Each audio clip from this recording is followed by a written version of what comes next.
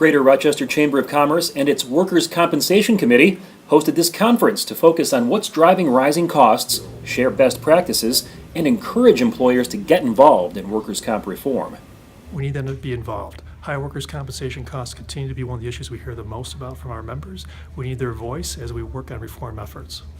New York State Workers' Compensation Board Executive Director Mary Beth Woods delivered the keynote address at the conference.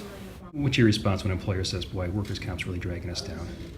We hear that a lot. We understand, and I think we're working, to try to find ways, creative ways, legislative ways, administrative ways to try to bring those costs down for them. Wegmans Food Market's Senior Manager of Claims, Brian Trick, chairs the Rochester Chamber Workers' Compensation Committee.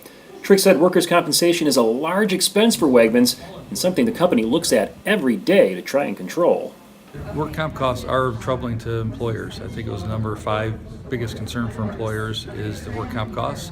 And that's a big thing because costs are what's going to keep jobs in Rochester and in New York State. Workers' comp costs have escalated, and of course that's contributed to the increased cost of doing business. And I'm here today to find out more about what we can do to perhaps curtail those costs or become smarter and better at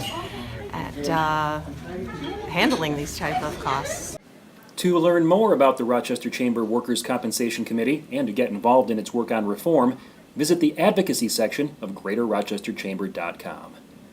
I'm Dan Smith.